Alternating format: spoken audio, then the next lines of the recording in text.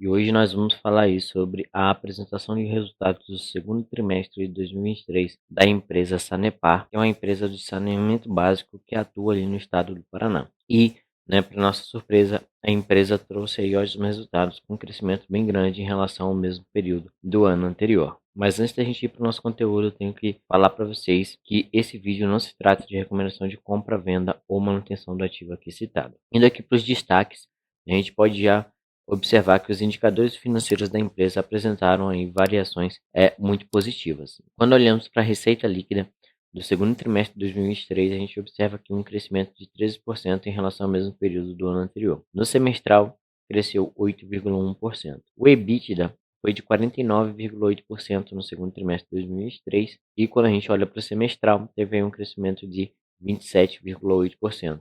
Quando a gente olha para o lucro líquido, a diferença em relação ao segundo trimestre de 2023 é ainda maior, chegando aqui a casa de 80,5% de crescimento no resultado do lucro líquido. Quando a gente olha para o semestral, a gente tem aqui um crescimento um pouco mais moderado de 41,1%. Quando a gente fala de saneamento básico, é importante a gente falar aqui sobre as ligações novas que a empresa realiza. Eles tiveram aqui um acréscimo de 54,4 mil ligações de água e um acréscimo de 63,3 mil ligações de esgoto. O índice de atendimento da Sanepar é de 100% para água e de 79,4% para esgoto. Comparando a margem EBITDA da empresa em 2023 contra o mesmo período em 2022, a gente observa que a empresa teve um crescimento aqui interessante, saindo de 32,6% lá em 2022, no segundo trimestre, para 43,2% agora no segundo trimestre de 2023. Já olhando semestralmente, lá em 2022 era 37,5% contra 44,4% agora em 2023. A empresa realizou aqui 477 milhões de investimentos no segundo trimestre de 2023 e no semestral, já atingiu aí 880 milhões aí em investimentos. Olhando aqui para o resultado operacional relativo à água e esgoto, começando aqui pela água, a gente observa que o volume médio da empresa cresceu em água 4,2% em relação ao semestre, comparando com o mesmo período do ano anterior. O volume faturado ele cresceu 3,7%. O acréscimo de ligações ele teve aqui uma queda de 23,6% em relação ao mesmo período do ano anterior. As ligações totais cresceram 1,6%. Os acréscimos em economias da empresa tiveram uma queda de 17,1% e as economias totais cresceram 1,4%. Quando a gente fala de esgoto, a gente observa aqui que o volume coletado cresceu 6,4%, o volume faturado cresceu 5,9% e o acréscimo de ligações cresceu 5,1%. As ligações totais cresceram 2,8%, com os acréscimos totais aí de 6% positivo em relação ao mesmo período do ano anterior. As economias totais em esgoto foi de 2,7%. A inadimplência dos clientes da empresa diminuiu aí menos 2,4%. O que foi uma redução de 7,3 pontos percentuais. Então a empresa ela vem trabalhando aí formas de negociar os débitos com seus clientes, dando aí um prazo de até 3 anos para que esses clientes que estão com as suas contas aí em atraso possam estar parcelando e pagando isso aí. E esse resultado, ele vai começar a vir a ter efeito caixa com o tempo na empresa, até porque é um prazo aí de 3 anos para que o cliente possa estar pagando. Mas o importante é que eles estão conseguindo diminuir, essa inadimplência e, consequentemente, diminuindo também aí as provisões para as perdas. E por falar em perdas, tem aqui as perdas por ligação, que é os litros, por dia, por cada ligação. Então, cada ligação tem uma perda média aí de 221,8 litros de água por dia, que representa aí um crescimento de 2,5% em relação ao mesmo período do ano anterior. Quando a gente olha para o resultado da Sanepar, é muito importante a gente dar uma olhadinha nas barragens. Hoje as barragens da empresa elas estão com um volume, aí em junho de 2023 com uma média de 92,86%. No mesmo período do ano anterior, essa média era de 90,98%. A gente vê que eles conseguiram melhorar esse resultado para esse ano. Mas isso aí depende de vários fatores, alguns fatores, a empresa também não tem controle, que é a questão do período de chuvas, o período hídrico. Mas eles mantêm aqui uma boa média do volume das barragens. Olhando para o desempenho financeiro da empresa, a gente vê aqui uma receita líquida crescente aí nos últimos 3 anos, quando a gente compara semestralmente, mostrando 6 meses de 2023, 6 meses de 2022 e 6 meses de 2021. A gente observa que a empresa de 2021 para 2022, comparando esse período de 6 meses, cresceu 10,6%. E de 2022 para 2023 teve um crescimento aqui de 8,1%, tendo uma receita líquida em 2023 no semestre na casa de 2,9 bilhões de reais, né? Quase chegando aí 3 bilhões de receita em 6 meses. Quando a gente olha para o EBITDA e a margem EBITDA, a gente vê que a empresa também conseguiu ter um crescimento na sua margem EBITDA e também no seu EBITDA em relação ao mesmo período do ano anterior. Então, o crescimento aqui nos 6 meses foi de 27,8% em relação a 2022. Em 2022, eles tinham tido uma variação negativa em relação a 2021, tanto que a margem EBITDA tinha caído para 37,5%, mas agora em 2023 eles conseguiram recuperar, e a margem EBITDA está em 44,4%. Quando a gente olha para o lucro líquido e a margem líquida, a gente vê aqui um crescimento na margem líquida, onde ela chega a 24,8% agora em 2023 contra 19% em 2022, comparando aí o período de 6 meses. A variação, né, positiva desse ano foi de 41,1%, chegando aqui com um lucro líquido de 742 milhões de reais. Os custos e despesas operacionais da empresa, né, têm aí um impacto no EBITDA, e eles tiveram aqui uma variação negativa nesses custos e despesas. Os custos e despesas eles chegam aqui a um valor de 1,6 bilhões de reais. Quando a gente olha para a geração de caixa, é muito importante, né? Quando a gente olha ali para a receita líquida da empresa, o lucro líquido, a gente tem que ver no final quanto que eles estão conseguindo de gerar, quanto que eles estão conseguindo gerar de caixa. E eles tiveram aí um crescimento, né, na geração de caixa de 12,5%, onde, fazendo uma comparação com o mesmo período do ano anterior, que eles fecharam com caixa de 911 milhões, agora no final do primeiro semestre eles fecharam aí com um caixa de 1 bilhão de reais, com uma conversão de 77,2% do EBITDA. Quando a gente olha para a dívida líquida e alavancagem, é bem importante a gente entender que boa parte da dívida da empresa é de longo prazo. A empresa tem uma dívida aqui, né, hoje total, que é de 5,6 bilhões de reais, sendo 4,9 bilhões para o longo prazo e 656 milhões para o curto prazo. Tirando aqui, né, a dívida bruta menos o caixa da empresa, a empresa fica aí com 4,4 bilhões de endividamento líquido, que representa aí 1,8 vezes em relação ao EBITDA da empresa. Em 2022, essa dívida era aí de 3,8 bilhões, né, o que representava 1,7. Então, a dívida da empresa está aqui relativamente controlado. O custo médio ponderado da dívida, ele até deu uma diminuidinha agora de 11,5% em 2022 para 11,1% até agora. A tendência dessa dívida é diminuir um pouco mais, né, essa média do custo dessa dívida, da rolagem dessa dívida, devido ao fato aí, né, de ter toda essa expectativa para a queda do Selic. Inclusive, tivemos aí um corte de meio ponto percentual recentemente. Olhando aqui para o CAPEX, a empresa vem aumentando o CAPEX em 2021, nesse período de 6 meses. Eles tiveram aqui um CAPEX de 552 milhões, em 2022, 764 milhões, um crescimento de 38% em relação a 2021, e agora em 2023, até o presente momento, eles fizeram aí um investimento de 880 milhões, um crescimento de 15,3% em relação a 2022.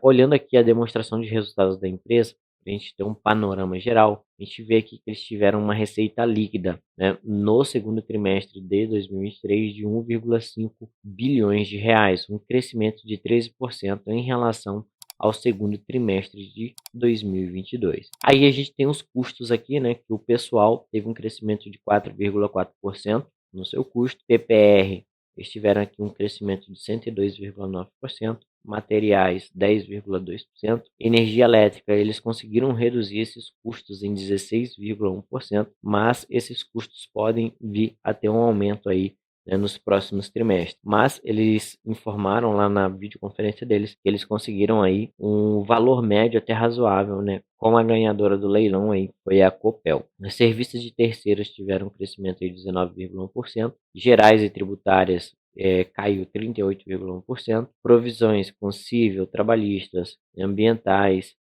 fiscos e tributos teve um crescimento aí de 26,3%. As provisões para plano de saúde caíram 43,3%. Despesas e receitas financeiras teve uma queda de 28,1%, né, e outras despesas e custos tiveram uma queda de 34,9%. O total de custos e despesas da empresa teve aí uma queda de 4,6%. O imposto de renda e a contribuição social teve um crescimento aí de 98,4%. O resultado líquido, a gente observa aqui um crescimento de 80,6%, onde em 2022, nesse mesmo período do segundo trimestre, foi 273 milhões e agora em 2023, 422 milhões. A margem líquida cresceu aqui 10,3 pontos percentuais, saindo de 17,2% lá no segundo trimestre de 2022 e vindo aqui para 27,5% no segundo trimestre de 2023. O EBITDA teve um crescimento de 49,8%, a margem EBIT cresceu 10,6 pontos percentuais e a margem EBIT cresceu 10,7 pontos percentuais. Quando a gente olha aqui para o fluxo de caixa da empresa,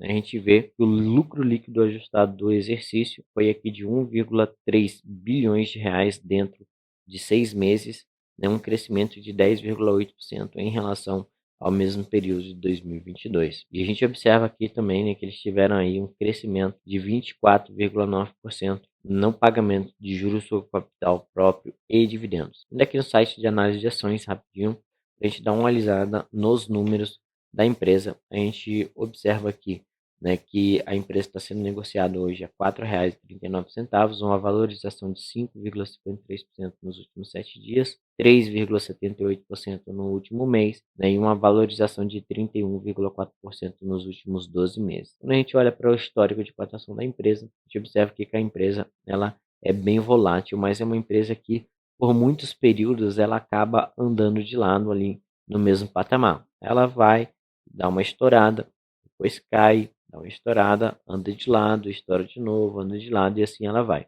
Por ser uma empresa já grande que atua dentro do Paraná, a gente não vê uma grande pretensão dela de expandir para outros estados. Então, é uma empresa que acaba, né, por ter aí 100% de atuação em água, né, e já está quase chegando a 100% ali em relação a esgoto, ela não tem muito mais para onde crescer se a gente olhar só para a questão do estado do Paraná. Agora, se ela pensar em expandir para fora, a gente pode ver aí uma mudança de patamar na empresa. A gente vê que é uma empresa que tem um dividend yield aqui de 9%. A gente vê aqui que o histórico médio dela é na casa aqui de 6%, né, de distribuição. É uma empresa que distribui com consistência. Já chegou aqui a pagar um dividendo, né, histórico de 15,52%. O PL da empresa gira hoje na casa de 5,32, mas quando a gente olha na média, PL, né, da empresa é na casa aqui de 6 vezes. Quando a gente olha para o lucro por ação é de 0,78 e o valor patrimonial por ação hoje é de R$ 6,03. E o crescimento na receita da empresa nos últimos 5 anos tem aqui uma média de 7,96% ao ano. Quando a gente olha o histórico desse crescimento, a gente vê que até 2020 era na casa de 10%, e 2021, 2022, 2023 eles vêm mantendo uma média aqui na casa de 8%. Quando a gente olha a média histórica, a empresa tem uma média histórica de crescimento de receita, né, de mais ou menos 12%. Quando a gente fala do crescimento dos lucros, né, e a gente observa a média, a gente vê que a média é na casa aqui de 20%, e claro que essa média vem ajustando um pouco, principalmente pelo surgimento de novas concorrentes nesse setor de saneamento. O ROI da empresa está na média de 13%, o ROIC de 10,06%, e a empresa tem aqui uma ótima margem bruta na casa de 58,36%. Quando a gente olha para o histórico, né, média histórica, a gente vê que a média realmente é nessa casa aí de 58%, né, de margem bruta, que é uma margem bruta excelente. Já a margem EBITDA, né, que hoje é de 32,27%, ela tem uma média histórica aí na casa de 25%, mas vem crescendo aqui, né, chegando a esse 32,27% atual. A margem líquida tem aqui uma média de 21%. Descendo aqui para baixo, vamos dar uma olhadinha aqui nos resultados da Sanepar de forma histórica em uns gráficos para a gente entender um pouco melhor. A gente vê que a receita líquida da empresa ela é crescente, né? Desde 1999 aqui no nosso histórico, ela vem crescendo essa receita líquida, chegando aí essa receita líquida aí de 5 bilhões de reais no ano de 2022. E o lucro líquido dela também vem crescendo aí junto com a sua receita líquida. Quando a gente olha aqui para o ROI versus a margem líquida, a gente observa que o ROI está na casa aqui mais ou menos de 12 a 15%. E a margem líquida anda ali numa média de 20%. Quando a gente olha para a caixa versus a dívida bruta e a dívida líquida, a gente observa que a empresa é uma empresa que sempre trabalhou alavancada. Né? Até 2012 ela tinha uma dívida bem menor. Né? Mais de 2012 para cá, ela veio crescendo essa dívida dela, chegando a uma dívida atual aí de 5 bilhões de reais. Né? Descontando ali o seu caixa e disponibilidades, a empresa fica com uma dívida líquida de 3,9 bilhões de reais. E a gente vê, né, que a cotação da empresa ela anda muito parecida aqui com os resultados dela com os lucros. E por ser uma empresa estatal, ela acaba tendo ali, né, um pequeno desconto em relação às demais empresas do setor. Então esse foi aí o nosso conteúdo de hoje, falar um pouquinho sobre o resultado da Sanepar. Diz aí o que você achou desse resultado, fala para nós também se você investe nela, deixa aqui nos comentários, né? E deixa também aí a dica de qual é a empresa que você quer ver, né, um vídeo aqui no nosso canal. Vou ficando por aqui, vou pedindo para você curtir, comentar e compartilhar esse vídeo e nos vemos aí na semana que vem. Tchau, tchau.